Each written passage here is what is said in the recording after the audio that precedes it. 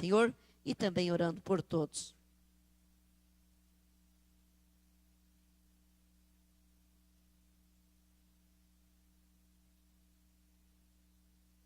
Quero cumprimentar a amada igreja com a paz do Senhor Jesus. Amém, queridos? Grato a Deus mais esta oportunidade. Estamos juntos para compartilhar uma porção da palavra do Senhor. Agradeço ao pastor Ademir pela confiança, pelo convite.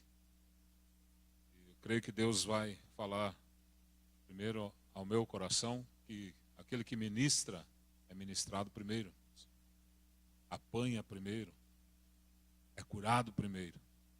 E assim compartilhamos com os irmãos. Amém, queridas? Culto da palavra. Eu quero convidar você a abrir a sua Bíblia no livro do profeta Isaías, capítulo de número 6. Uma passagem bem conhecida da palavra do Senhor, mas creio que Deus tem algo a falar ao nosso coração. E quando foi cantada a última canção, falando, eu quero estar em tua casa, o Senhor deu uma pitada, um tempero na palavra que colocou no nosso coração. Amém? Isaías capítulo 6. No ano em que o rei Uzias morreu, eu vi o Senhor assentado num trono alto e exaltado, e a aba de sua veste enchia o templo, e acima dele estavam serafins, cada um dele tinha 6 asas, com 2 cobriam o rosto, com 2 cobriam os pés, e com 2 voavam, e proclamavam uns aos outros, Santo, Santo, Santo é o Senhor dos exércitos, a terra inteira está cheia da sua glória. Ao som das suas vozes, os batentes das portas tremeram e o templo ficou cheio de fumaça. Então gritei, ai de mim, estou perdido, pois sou um homem de lábios impuros e vivo no meio de um povo de lábios impuros. E os meus olhos viram o Rei, o Senhor dos exércitos. E logo um dos serafins voou até mim, trazendo uma brasa viva que havia tirado do altar com uma tenaz. Com ela tocou a minha boca e disse, veja, isto tocou seus lábios, por isso a sua culpa será removida e o seu pecado será perdoado. E então ouvi a voz do Senhor conclamando, quem enviarei? Quem irá por nós? E eu respondi, eis-me aqui, envia-me a mim. Amém, queridos? Pode tomar o seu assento em o nome de Jesus. Esse é um texto muito conhecido, irmãos, muito citado em várias pregações, vários seminários. Mas uma coisa que me chama a atenção, ele começa esse capítulo dizendo, no ano em que morreu o rei Uzias. O povo daquele tempo, eles tinham um hábito de guardar o luto durante 30 dias. 30 dias de lamento, 30 dias em que muitos apregoavam um jejum, o silêncio, 30 dias de tristeza e amargura. E começa esse capítulo de número 6 do livro de Isaías, relatando um fato triste a respeito da morte de um rei, um grande líder. Se os irmãos forem pesquisar na palavra, no livro de Crônicas, no livro de Reis, há um relato a respeito da vida do rei Uzias. Um jovem com 16 anos de idade assume o reinado de Judá, que era o reino do sul, governa esse reinado por um período de 52 anos. E a história, o relato bíblico conta, irmãos, que foi um dos períodos de mais prosperidade que aconteceu sobre o reino de Judá, juntamente com o rei Jorão, no reino de Israel. que nessa situação já era dividido em 2 reinos.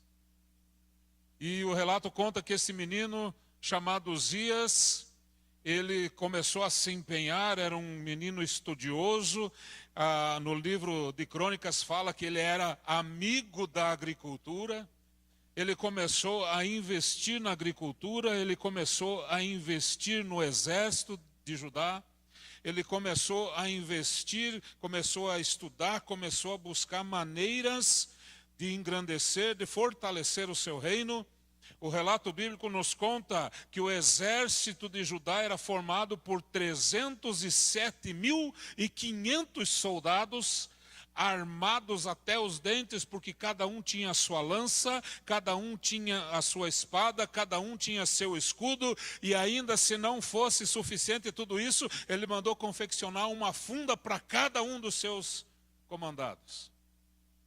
O exército era comandado por um pelotão de generais e coronéis e sargentos e cabos. Cerca de mais de 2.000 comandantes comandavam esse exército. A força militar de Judá era tremenda. Começou a causar espanto entre os seus inimigos, entre os reinos que viviam ao redor. O relato, a história nos conta, meus queridos, que quando o rei Uzias saiu em peleja contra os filisteus, destruiu. Saiu em peleja contra os árabes, destruiu. Saiu em peleja contra os amonitas, destruiu. O temor se apoderou do coração dos inimigos. O relato nos conta também que chegou uma certa ocasião que os amonitas, que lá no início, irmãos, entre os formadores dos amonitas e os descendentes de Amon e de Moabe, eles eram descendentes dos filhos de Ló, parentes distantes do povo de Israel, do povo de Judá. Então, talvez, às vezes, um grande inimigo está dentro da própria casa, talvez um inimigo está dentro da própria igreja. E o relato nos conta que os amonitas ficaram tão estremecidos com a fúria, com a potência, com a riqueza do reino de Judá, do rei Uzias, que começaram a pagar tributos, começaram a enviar oferendas, começaram a mandar presentes para o rei Uzias, dizendo: tá aí, ó, fica quietinho no teu canto, não venha para cima de nós, porque senão tu na machada cantará baixai. Se tu vir contra nós, nós vamos ser abatidos, vamos ser destruídos. E começaram a pagar tributos para ficar em paz, porque um confronto contra o rei Uzias era sinal de derrota, de destruição. Aí o povo começou a viver, meus irmãos, um grande período de prosperidade. Começaram a viver um período de paz. Começaram a viver um período de abundância. Porque além de ter investido no exército, o rei Uzias buscou engenheiros, buscou agrônomos, buscou pessoas estudadas em diversas áreas. E aí o povo começou a desfrutar da riqueza, porque eles plantavam e colhiam, porque tinham técnicas avançadas. Nas guerras eles conseguiram com engenheiros construir armamentos muito avançados para aquela Rai de Kobachai. A história nos conta que eles arquitetaram um instrumento de guerra para lançar flechas, que lançava mais de 1.000 flechas numa só tacada, pastor Ademir. Imagina um exército inimigo se levantando e com uma metralhadora de flecha atingir 1.000 soldados. Cumpre-se a palavra do Salmo 91, 1.000 vão cair do seu lado, 10.000 à sua direita, mas você não vai ser atingido. Pode se levantar um exército contra a sua vida, mas Deus tem dado armamento poderoso para você, e está aqui, é a palavra dele.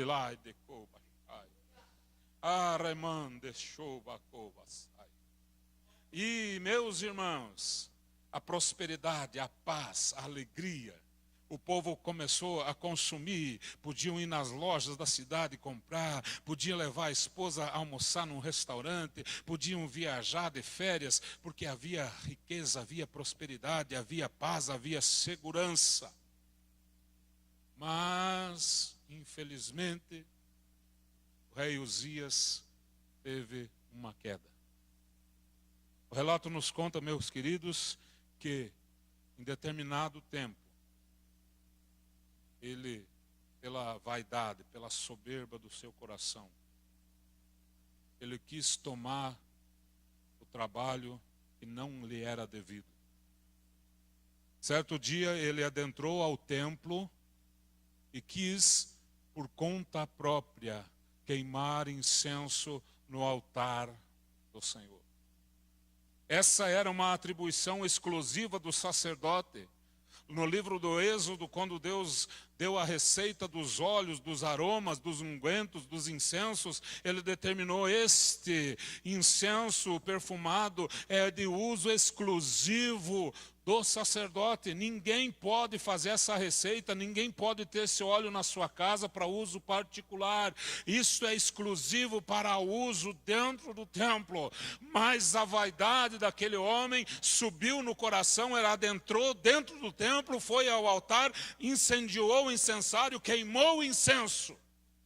Quis fazer o que não era coisa dele fazer, porque tinha o sacerdote que foi incumbido desta missão. E o relato nos conta que na mesma hora ele foi repreendido pelos sacerdotes. Mas Deus, que não se deixa escarnecer, meu irmão, minha irmã, na mesma hora tocou na fronte do rei Uzias, ele ficou leproso e ali em diante condenado à morte. Quantos de nós, irmãos, quantas pessoas a gente sabe, tem conhecimento, talvez dentro da nossa casa, talvez dentro da nossa igreja, que da mesma maneira que Deus começou a abençoar o rei Uzias, da mesma forma que Deus prosperou o reino de Uzias, onde ele tinha roupas, onde ele tinha cavalos, ele tinha um exército, ele tinha agricultura que plantava e colhia, o seu reino era temido, o seu reino era famoso. Quantas vezes as pessoas começam a ser abençoadas por Deus, começam a prosperar, Deus vira o cativeiro, mas na hora de render graças a Deus, querem tomar o lugar do sacerdote, querem tomar o lugar de Deus, dizendo, não preciso mais do sacerdote, não preciso mais da oração do pastor, não preciso mais fazer campanha, porque eu já tenho tudo, eu faço, eu posso e eu aconteço. Mas nesta hora a vaidade, o rei Salomão disse, a soberba procede à queda. Quantos vêm, fazem uma campanha, Deus abre a porta, Deus abençoa, Deus prospera, Deus junta o casamento de novo, a hora que está tudo bem, tudo abençoadinho, andando bonitinho, prosperidade, dinheiro no bolso, posição. Agora não preciso mais ir no culto, eu não preciso mais ir na igreja, eu não preciso mais do pastor, eu não preciso mais da oração do presbítero. Não caia nessa, não caia, não tropece, meu querido, porque quanto mais Deus abençoar, mais perto eu quero estar. A soberba foi a causa da condenação do rei Uzias. E agora, meus irmãos, o relato vem dizendo, no ano em que morreu o rei Uzias, um momento de dificuldade, a apreensão, o medo, o perigo começou a se abater sobre o povo de Judá. Eles começaram a ficar preocupados, pois o nosso líder morreu. Ele tinha sabedoria, ele tinha conhecimento, ele tinha o respeito dos inimigos, ele tinha conhecimento de guerra, ele tinha os comandantes no seu comando, ele sabia a posição das luas para plantar, para colher. O povo começou a ficar assustado, o povo começou a ficar temeroso. Os inimigos em volta começaram a crescer o olho para cima do reino de Judá, dizendo, agora é a hora, ele está se enfraquecendo, o líder morreu. A palavra diz que fere-se o pastor e as ovelhas se dispersam, fere a cabeça, fere o líder, os liderados ficam tudo confuso. Então esse é o tempo de nós chegar e atacar o reino de Judá. Talvez, meu amigo, meu irmão, Deus abençoou, Deus prosperou, você está guardado, mas o inimigo, conhecendo da sua fraqueza, ele vai atacar onde? No ponto que eu sou mais fraco, no ponto onde eu estou mais temeroso, no ponto onde que meus irmãos, ele sabe o ponto certo de atacar a sua vida, mas pela palavra você tem proteção, porque no Salmo 91 está escrito, aos seus anjos Deus dá ordem a seu respeito, para que eles te tomem pela mão direita, para que o teu pé não tropece. E o inimigo tentou crescer contra o reino. E nesse momento de crise, nesse momento de luta, nesse momento de tristeza, nesse momento de dificuldade, entra em cena um homem, moço, chamado Isaías. Aqui fala, ele relatando no capítulo 6, diz, no ano que morreu o rei Uzias, no ano em que morreu a nossa fé, no ano que a esperança terminou, no ano em que a crise bateu na nossa porta, no ano em que a dificuldade começou a querer assolar, no ano em que os inimigos tentaram se levantar para vir contra nós, no ano em que até as colheitas começaram a ficar deficientes porque não tinha instrução, no ano em que a luta bateu, no ano que a dificuldade chegou, eu vi o Senhor assentado num alto e sublime trono. Xarai. Meu irmão, aonde você tem depositado a sua confiança? Aonde você tem depositado a sua esperança? O povo tinha em Uzias um semideus que resolvia tudo, que tinha tudo sob controle. Mas morreu. Em quem você tem colocado a sua confiança? No que você tem colocado a sua confiança? Isaías nos traz uma... Isaías traz para nós aqui uma grande lição, meus irmãos. No ano que a dificuldade se abateu, ele estava onde? Ele foi para o templo. No ano que a dificuldade se abateu, ele não foi para o Facebook lá. No ano em que a dificuldade se abateu, ele não foi para o WhatsApp reclamar e bater papo com os vizinhos, não. No ano em que a dificuldade aconteceu, no ano que a tristeza se abateu, no ano que a luta veio, bateu na porta, ele foi para o templo, porque no templo é o lugar de encontro, no templo é lugar de encontro com Deus, no templo é o lugar onde Deus manifesta a sua glória, e foi isso que aconteceu. Ele ramachou de coma cheia, irmão. Quando ele entrou no templo, as pessoas estavam na luta, na dificuldade, correram. Ele não foi reclamar para o vizinho, não. Ele não foi se queixar. Ele foi para o templo buscar uma direção de Deus. E quando ele estava no templo, aí aconteceu uma das aparições de Deus, como ele apareceu para Jacó naquela escada. Quando lá depois do vale do Peniel, em Betel, Deus apareceu para Jacó. Deus aparece para o profeta Isaías, e quando ele vislumbra aquele cenário, ele vê o Senhor assentado num alto e sublime trono, e só a barra das suas vestes foi capaz de encher todo o templo. Radecoma cheia, a aba das vestes do Senhor encheu. Tinham serafins que são chamados anjos de fogo, que voavam sobre o trono dizendo, Santo, Santo, Santo é o Senhor, Deus dos exércitos, Sharai. E aí o relato diz que eles tinham 6 asas, eles cobriam o rosto, eles cobriam os pés, com 2 voavam. Por que eles cobriam o rosto? Porque aquele que é santo, nem aqueles que convivem dentro do lado do santuário podiam vislumbrar a glória e a santidade. Eles não podiam ter os seus pés descobertos, porque na palavra de Deus os pés significam santidade. Eles cobriam os pés porque mesmo estando na presença, no trono da glória, eles não podiam tocar no mesmo chão que a santidade de Deus. E com 2 asas eles voavam. Ai, de coba cheia. Aí, meus irmãos, quando eles falavam santo, santo, santo, os batentes das portas batiam. Primeiro. O que é o batente? Só o contorno da porta, meu irmão. Sabe por que na voz dos serafins só o contorno da porta tremia com a voz deles? Porque a casa estava cheia da glória de Deus. A glória de Deus se encheu a casa. Aqui quando o texto fala, a casa se encheu de fumaça. Fumaça significa Shekinah, Shekinah, presença visível da glória de Deus. Quem quer ver a presença visível da glória de Deus nessa noite, levanta a sua mão ao céu, começa a glorificar o nome do Senhor.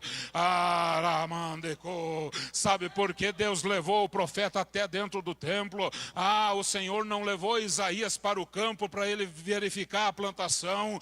Deus não levou Isaías para o quartel para verificar se os soldados estavam armados. Deus não levou Isaías lá para o almoxerifado ver se as armas estavam afiadas. Deus não levou o profeta Isaías lá para o palácio do rei Uzias, porque lá no palácio tinha um trono vazio. Mas Deus levou o profeta Isaías para dentro do templo e mostrou um trono cheio, assentado nele sobre a glória, o Deus Todo-Poderoso. O trono da terra pode estar vazio, mas o trono da glória jamais ficará vazio. A glória de Deus é maior, a glória de Deus é melhor. A glória de Deus é maior que o seu problema. A glória de Deus é maior que a sua luta. A glória de Deus é maior que a sua tristeza. A glória de Deus é maior que a infelicidade. A guerra, a glória de Deus é maior que o exército inimigo que se levanta contra você. Qual a sua atitude diante da dificuldade? Qual a sua atitude diante da luta e da tristeza? Isaías teve uma atitude de fé, foi para o templo, foi orar, foi buscar do Senhor. Quem veio buscar e orar nesta noite? Perdoe se eu vou ser um tanto bairrista, mas se houvesse denominação naquela ocasião, pastor, se houvesse denominações religiosas naquela época, eu diria que o profeta Isaías era um assembleiano daquele roxo.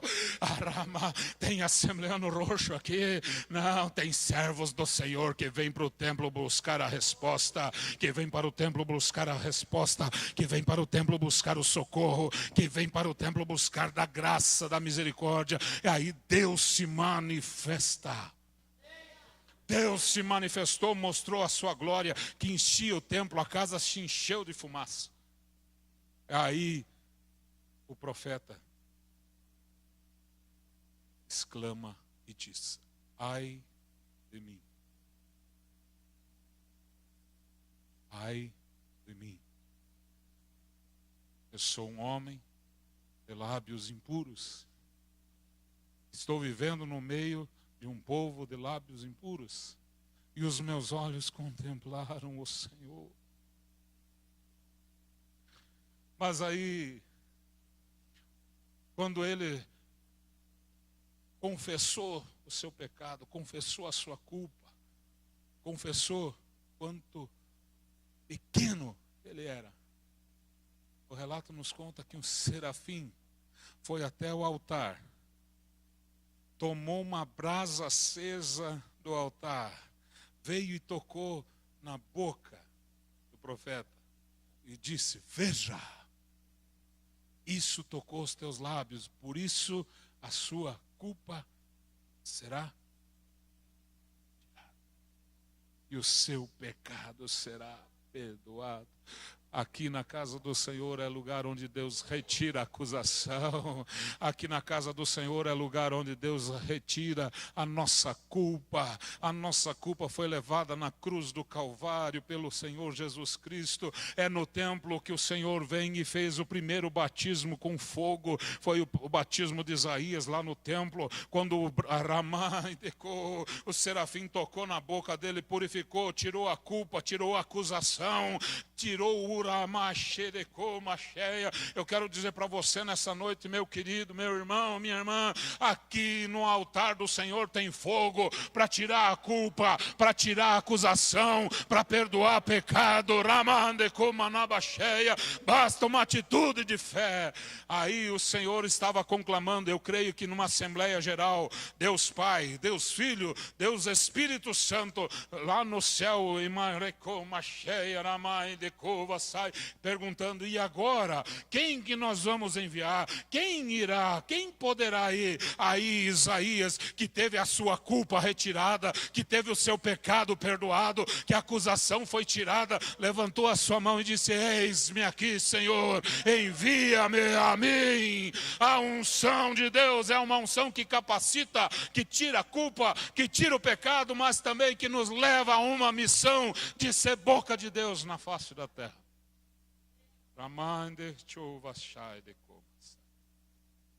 Meu irmão e minha irmã, qual a sua atitude hoje?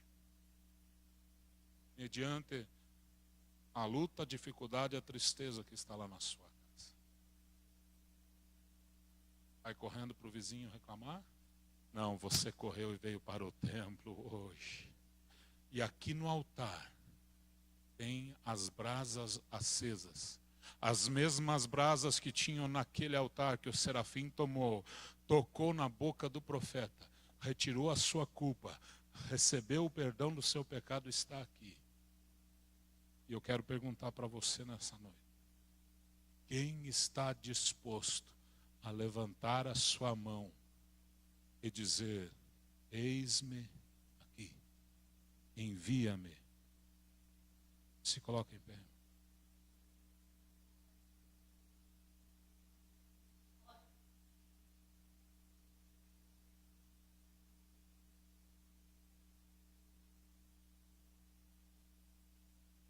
Aonde você vem buscar socorro? Qual a sua atitude de fé nesta noite?